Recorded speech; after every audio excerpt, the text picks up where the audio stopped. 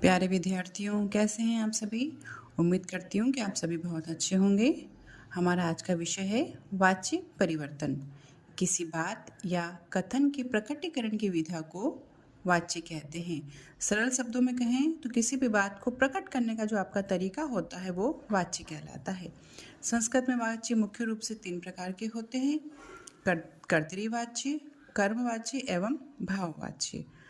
कर्तृवाच्य जिसमें कर्ता प्रधान होता है, कर्मवाच्य जिसके अंदर कर्म प्रधान होता है, और भाववाच्य जिसमें कर्म का अभाव होता है और कर्ता और क्रिया प्रधान होती है। चलिए आगे अब हम समझते हैं कि कर्तृवाच्य में कर्ता सदैव प्रथमा विभक्ति में होता है, कर्म द्वितीय विभक्ति में और क्रिया कर्ता के अनुसार चलती, अर्थात कर्ता यदि प्रथमा विभक्ति में है तो क्रिया भी प्रथमा विभक्ति की होगी, और कर्ता यदि द्वितीय विभक्ति का है तो क्रिया भी द्वितीय विभक्ति की होगी। उसी प्रकार कर्मवाच्य में कर्ता तृतीय विभक्ति में, कर्म प्रथमा विभक्ति में और क्रिया कर्म के अनुसार चलती है, और इसके सभी पद आत्मनेपदी में होते हैं।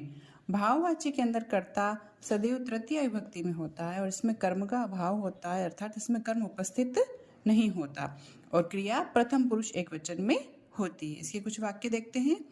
कर्तृवाच्य और कर्मवाच्य। अहम गृहम गच्छामि। अब कर्तृवाच्य को जब हम कर्मवाच्य में परिवर्तित करेंगे तो अहम के स्थान पर तृतीय विभक्ति में मया आ जाएगा, मया गृहम। गच्छामि के स्थान पे हो जाएगा गम्यते। गम्यते क्यों हुआ यहाँ पे? क्योंकि यहाँ पे आत्मनेपदी का उपयोग हमने किया है। ये परस्मैपदी है और जब इसको आत्मनेपदी में परिवर्तित किया तो यहाँ पे गम्यते हो गया। रामः पाठम पठति, तो यहाँ हो गया रामेण पाठः पठ्यते। सीता गीतं गायति, सीतया गीतं गीयते। सः विद्यालयं गच्छति, तेन विद्यालयः गम्यते। मोहनः पुरस्कारं लभते, मोहनेन पुरस्कारः लभ्यते। सा हसति, तया हस्यते। अगला है भाववाच्य। भाववाच्य में देखिए आप, यहाँ पे सदैव कर्म का अभाव रहता है, यहाँ सिर्फ कर्ता और क्रिया होती है। तेन हस्यते, मया गम्यते, बालिका भी नृत्यते, अश्वः धाव्यते, बालकेन पठ्यते।